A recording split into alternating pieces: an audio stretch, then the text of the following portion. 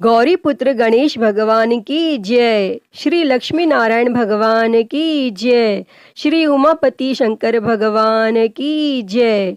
बृहस्पति देव की जय। प्रिय भक्तजनों, आज हम इस वीडियो में बृहस्पतिवार की व्रत कथा सुनेंगे। बृहस्पतिवार व्रत को करने से मन की इच्छाएं पूरी होती हैं और बृहस्पति महाराज प्रसन्न होते हैं तथा धन, पुत्र, विद्या और मनवांछित फलों की प्राप्ति होती है।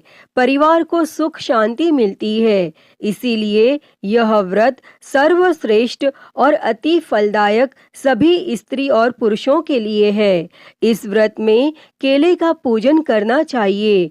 कथा और पूजन के समय तन, मन, क्रम, वचन से शुद्ध होकर जो इच्छा हो बृहस्पति देव की प्रार्थना करनी चाहिए और उनकी इच्छाओं को बृहस्पति देव अवश्य पूर्ण करते हैं, ऐसा मन में दृढ़ विश्वास रखना चाहिए। तो भक्तजनों, आइए अब सुनते हैं बृहस्पतिवार की व्रत कथा। तो आप सभी भक्तजन बड़ी ही श्रद्धा, ध्यान पूर्वक और प्रसन्न चित्त मन से इस कथा को सुनिए। तो सभी प्रेम से बोलिए श्री लक्ष्मी नारायण भगवान की जय। बृहस्पति देव की जय। सर्व देवी देवता की जय। भारतवर्ष में एक राजा राज्य करता था। वह बड़ा प्रतापी और दानी था। वह नित्य गरीबों और ब्राह्मणों की सहायता करता था, लेकिन यह बात उसकी रानी को अच्छी नहीं लगती थी। वह ना ही गरीबों को दान देती और ना ही भगवान का पूजन करती थी और राजा को भी दान देने से मना किया करती थी। एक दिन राजा शिकार खेलने वन को गए हुए थे तो रानी महल में अकेली थी। उसी समय बृहस्पति देव साधु वेश में राजा के महल में भिक्षा के लिए गए और भिक्षा मांगी। तब रानी ने भिक्षा देने से इनकार किया और कहा, हे साधु महाराज, मैं तो दान पुण्य से तंग आ गई हूँ। मेरा पति सारा धन लुटाता रहता है। मेरी इच्छा है कि हमारा धन नष्ट हो जाए, फिर न रहेगा बांस,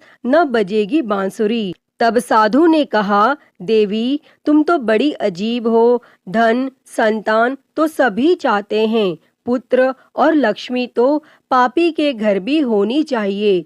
यदि तुम्हारे पास अधिक धन है तो भूखों को भोजन दो, प्यासों के लिए प्याऊ बनवाओ, मुसाफिरों के लिए धर्मशालाएं खुलवाओ और निर्धन अपनी कुंवारी कन्याओं का विवाह नहीं कर सकते, उनका विवाह करा दो। ऐसे कई और काम हैं जिनको करने से तुम्हारा यश लोक परलोक में फैलेगा। परंतु रानी पर उपदेश का कोई प्रभाव न पड़ा। वह बोली, महाराज, आप मुझे कुछ न समझाएं।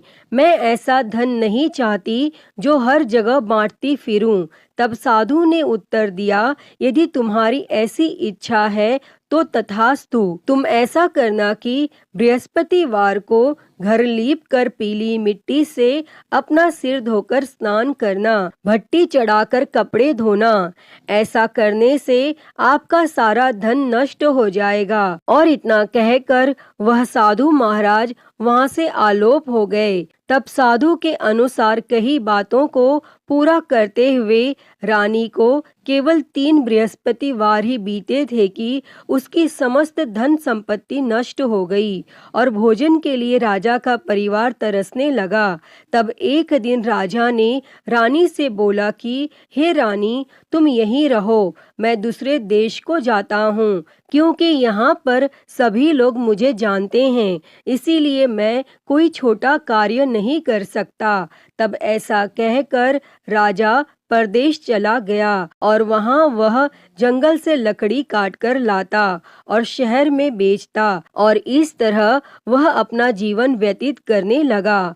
इधर राजा के परदेश जाते ही रानी और दासी दुखी रहने लगे। एक बार जब रानी और दासी को 7 दिन तक बिना भोजन के रहना पड़ा तो रानी ने अपनी दासी से कहा, हे दासी, पास ही के नगर में मेरी बहन रहती है, वह बड़ी धनवान है, तू उसके पास जा और कुछ ले आ ताकि थोड़ी बहुत गुजर बसर हो जाए। तब दासी रानी की बहन के पास गई और उस दिन गुरुवार था और रानी की बहन उस समय बृहस्पतिवार व्रत की कथा सुन रही थी।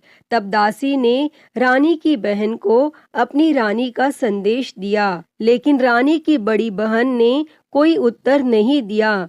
और जब दासी को रानी की बहन से कोई उत्तर नहीं मिला तो वह बहुत दुखी हुई और उसे क्रोध भी आया और दासी ने वापस आकर रानी को सारी बात बता दी। तब सुनकर रानी ने अपने भाग्य को कोसा और उधर रानी की बहन ने सोचा कि मेरी बहन की दासी आई थी, परंतु मैं उससे नहीं बोली और इससे वह बहुत दुखी हुई होगी। और वह कथा सुनकर और पूजन समाप्त करके अपनी बहन के घर आई और कहने लगी, मैं बृहस्पतिवार का व्रत कर रही थी, तुम्हारी दासी मेरे घर आई थी, परंतु जब तक कथा होती है तब तक न तो उठते हैं और न ही बोलते हैं, इसीलिए मैं नहीं बोली। कहो दासी क्यों गई थी? तब रानी बोली, बहन तुमसे क्या छिपाऊं, हमारे घर में खाने तक को अनाज नहीं था। और ऐसा कहते कहते रानी की आंखें भर आई। उसने दासी समेत पिछले 7 दिनों में भूखे रहने तक की बात अपनी बहन को विस्तार पूर्वक सुना दी।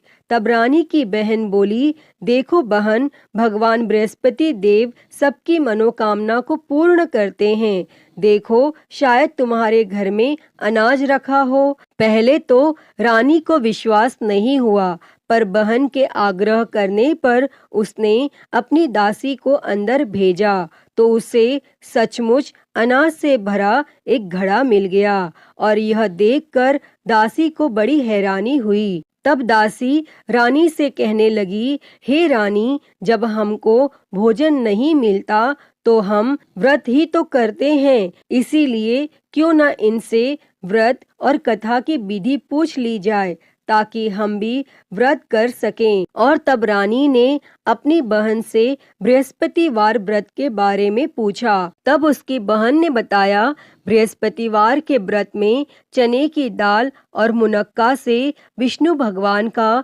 केले की जड़ में पूजन करें तथा दीपक जलाएं, व्रत कथा सुनें और पीला भोजन ही करें, इससे बृहस्पति देव प्रसन्न होते हैं। व्रत और पूजन विधि बताकर रानी की बहन अपने घर को लौट गई और 7 दिन के बाद जब गुरुवार आया तो रानी और दासी ने व्रत रखा।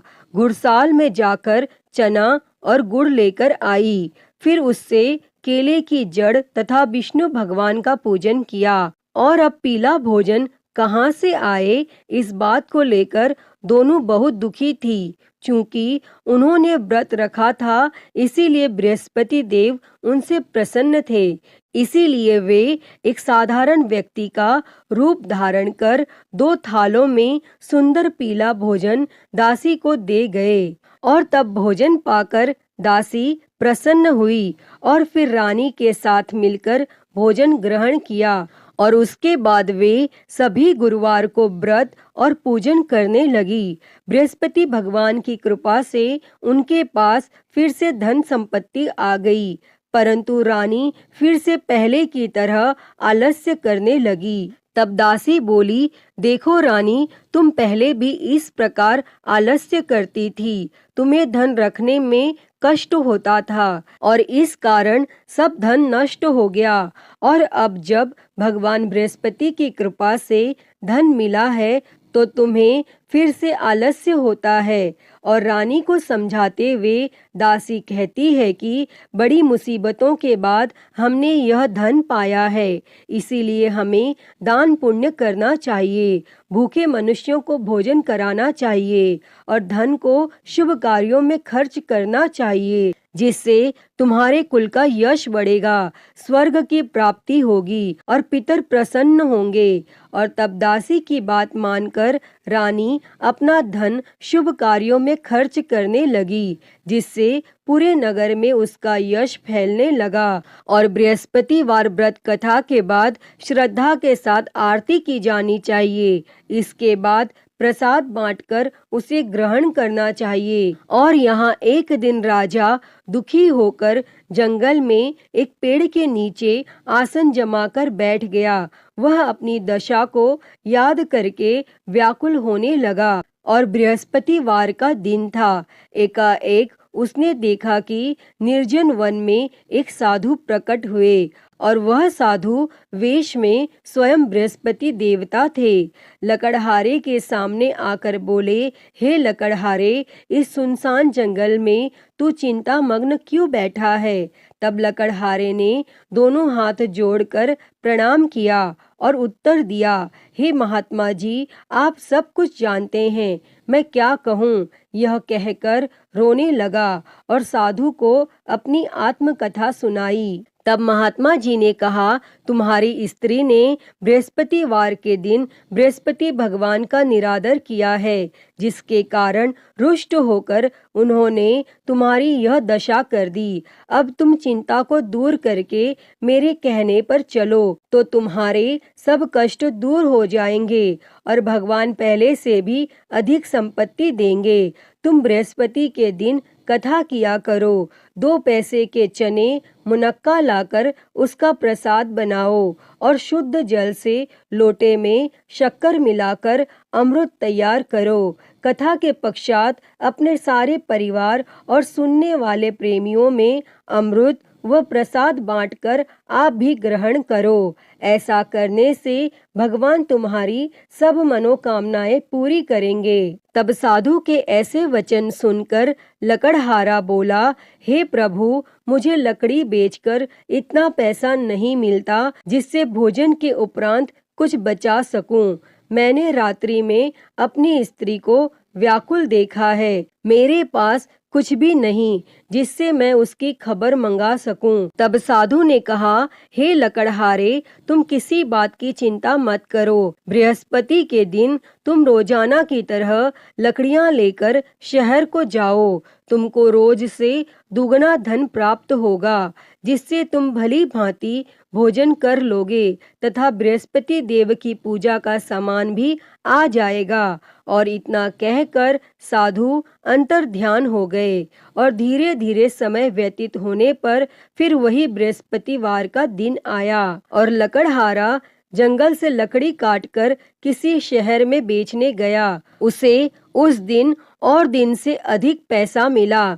तब राजा ने चना गुड़ आदि लाकर गुरुवार का व्रत किया और उस दिन से उसके सभी क्लेश दूर हो गए। परंतु जब दोबारा गुरुवार का दिन आया तो बृहस्पतिवार का व्रत करना वह भूल गया।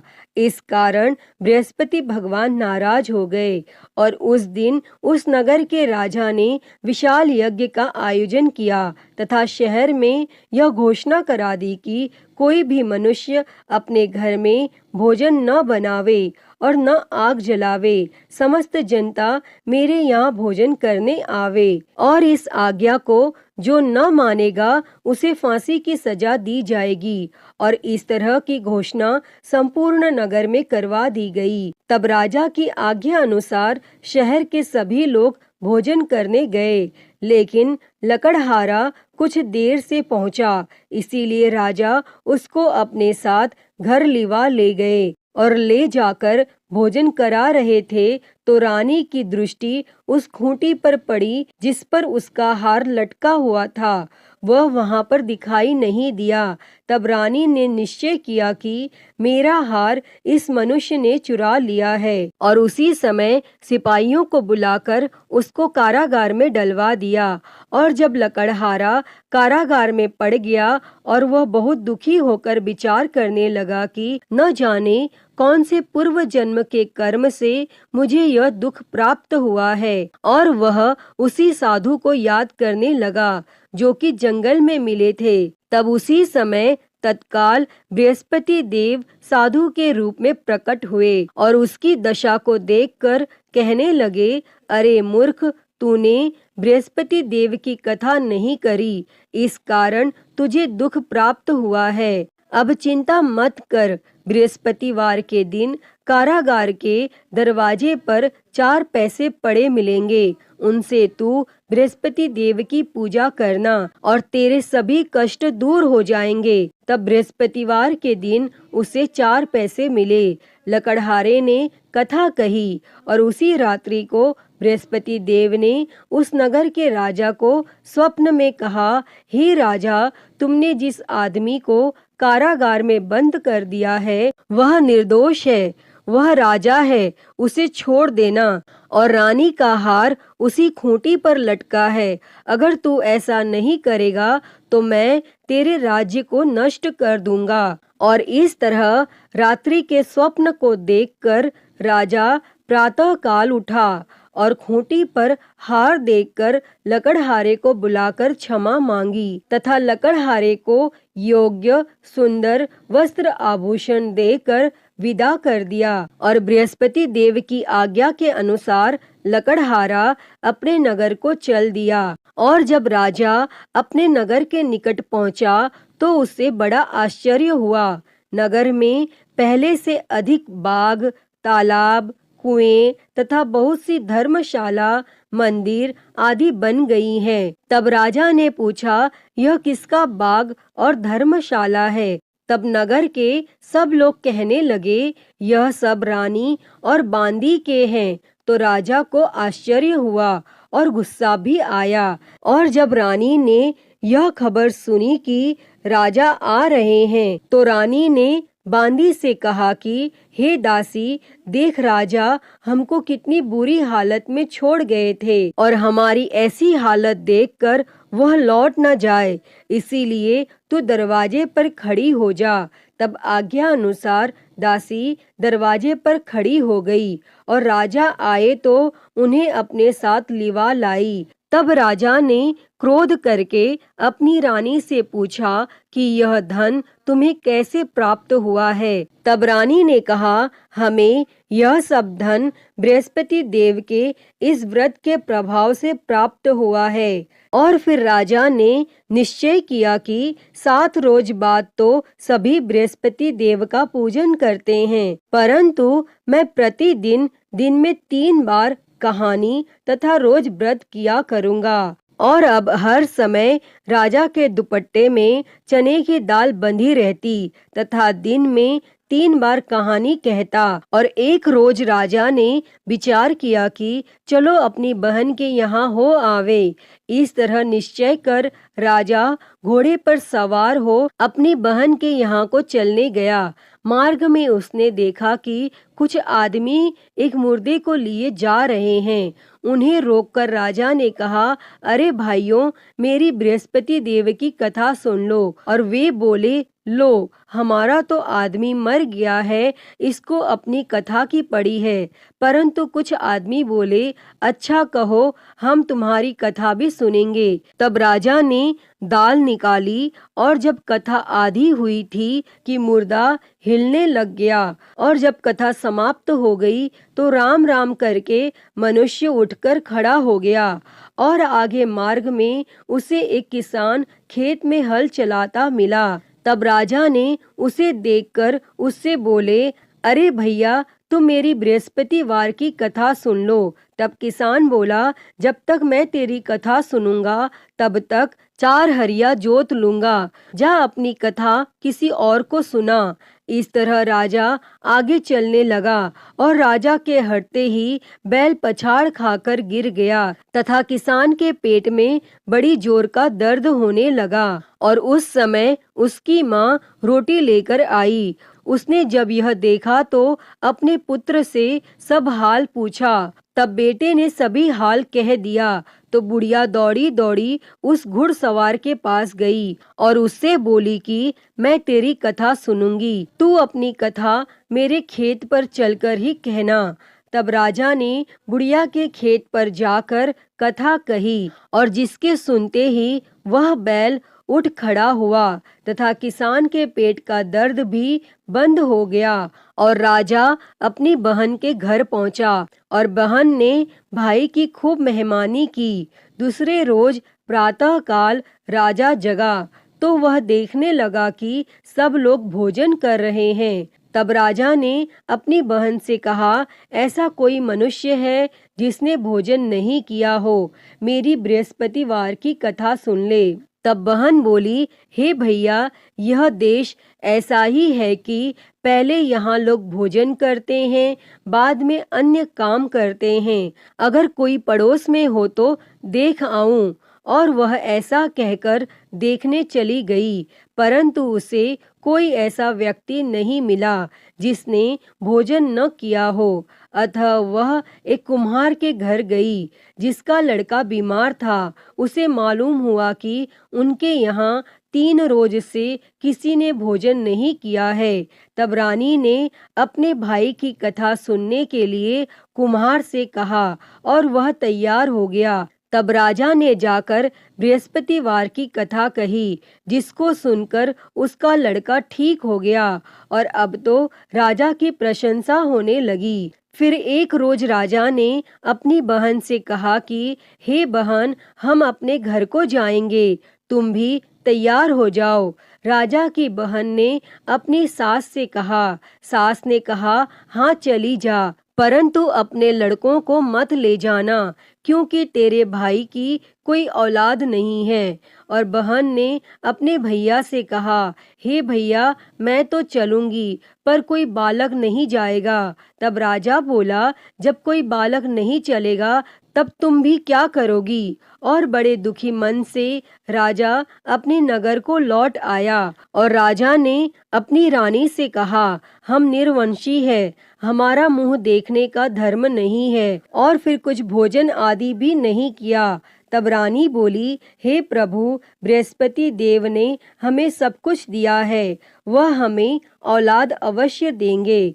और उसी रात को बृहस्पति देव ने राजा से स्वप्न में कहा, हे राजा, उठ, सभी सोच त्याग दे, तेरी रानी गर्भ से है। तब राजा को यह बात सुनकर बड़ी खुशी हुई और 9वें महीने में उसके गर्भ से एक सुंदर पुत्र पैदा हुआ। तब राजा बोला, हे रानी, स्त्री बिना भोजन के रह सकती है, पर बिना कहे नहीं रह सकती। जब मेरी बहन आवे तुम उससे कुछ कहना मत। तब रानी ने यह सुनकर हाँ कर दिया।